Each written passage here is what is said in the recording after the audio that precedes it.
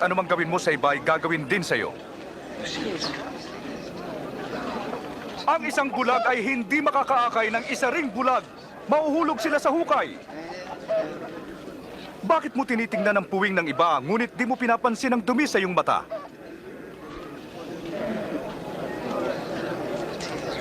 Guro, patnubayan mo kami. Kailangan ka namin, Panginoon. Mapalad ang inang nagsilang at nag-alaga sa inyo. Mas mapalad ang nakikinig sa salita ng Diyos at tumutupad nito. Gusto ko siyang makilala. Sa palagay mo, siya kaya ang Mesyas?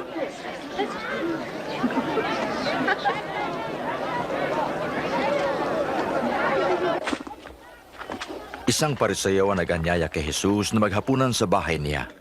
Pumaroon si Jesus at dumulog sa mesa. Sige mga bata, umalis na kayo. Narinig nyo? Alis! Napakapilyo ng mga batang yan.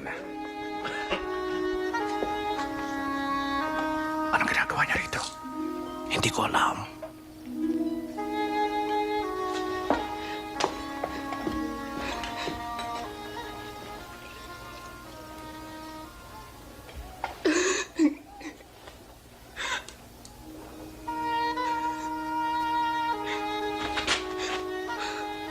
Anong ginagawa niya?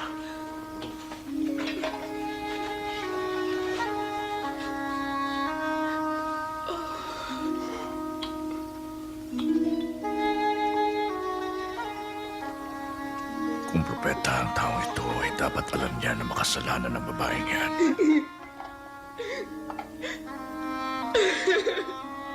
Hindi may tatago sa kanya ang uri ng kanyang pamumuhay. Kilala ko ang babaeng to, Simon. Makinig ka sa akin. May 2 taong nagkautang sa isang tao. 500 ang isa at ang isa ay 50. Nang di sila makabayad ng utang, sila'y kapwa pinatawad. Sinong higit na iibig sa kanya? Yung pinatawad na mas malaki ang utang. Tama ka. Masdan mo siya. Nang dumating ako sa bahay mo, di mo nilinis ang mga paa ko. Ngunit siya, binasa niya ng luha mga ito at pinunasan ang kanyang buhok. Hindi mo ako hinagkan. Ngunit di siya tumitigil ng paghalik sa aking mga paa. Di mo binuhusan ng langis ang ulo ko. Ngunit binuhusan niya ng pabango ang aking mga paa. Sinasabi ko sa iyo, dahil sa laki ng pagmamahal niya, pinatawad na siya. Ngunit ang pinatawad ng kaunti, kaunti rin ang pag-ibig.